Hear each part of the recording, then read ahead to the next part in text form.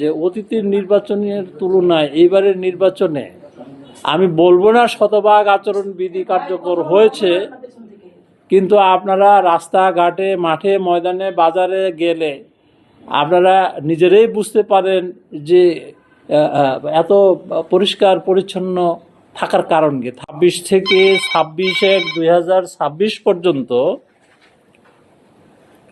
আমাদের ভ্রাম্যমাণ আদালত 128টি নির্বাচনী এলাকায় তারা কার্যক্রম পরিচালনা করে আচরণবিধি ভঙ্গ হয়েছে 144টা।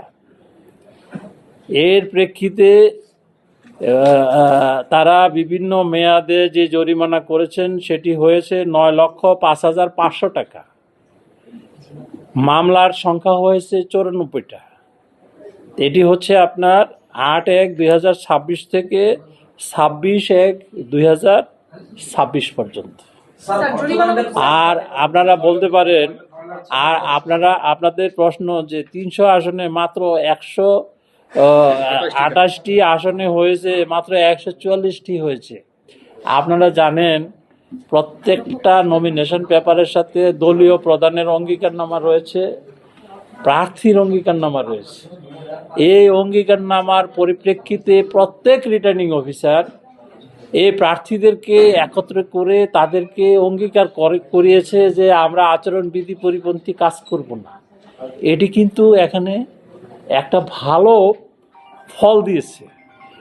আপনারা লক্ষ্য করবেন যে অতীতের নির্বাচনের তুলনায় এইবারের নির্বাচনে আমি বলবো না শতভাগ আচরণবিধি কার্যকর হয়েছে, কিন্তু আপনারা রাস্তাঘাটে, মাঠে, ময়দানে, বাজারে গেলে আপনারা নিজেরাই বুঝতে পারেন যে এত পরিষ্কার পরিচ্ছন্ন থাকার কারণ কি। থাকার কারণ হচ্ছে যে এই যে মনোনয়নপত্রের সাথে প্রার্থী এবং দল তারা অঙ্গীকার করেছেন, সেই অঙ্গীকারের বহিঃপ্রকাশ পাশাপাশি আমাদের রিটার্নিং অফিসার এবং মাঠে যারা নির্বাচনী কাজে রয়েছেন তারা কিন্তু উদ্বুদ্ধকরণ কার্যক্রম করেছেন। এই উদ্বুদ্ধকরণের ফলশ্রুতিতেই আমরা আচরণবিধি আমরা প্রায় শতভাগ এনশিওর করতে পেরেছি বলে নির্বাচন কমিশন মনে করে। স্যার, দলীয়ভাবে বলা যায় যে সেজন্যই সংখ্যাটা এখানে মুখ্য না।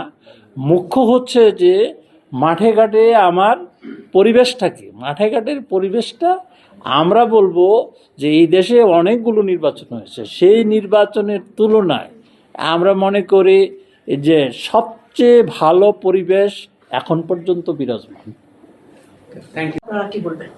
ভোটারদের উদ্দেশ্যে বলবো যে সবাই ভোট দেন, গণতান্ত্রিক অধিকার প্রয়োগ করেন, আপনার যাকে খুশি তাকে ভোট দেন। কিন্তু স্যার সেই নিশ্চয়তা কতটুকু?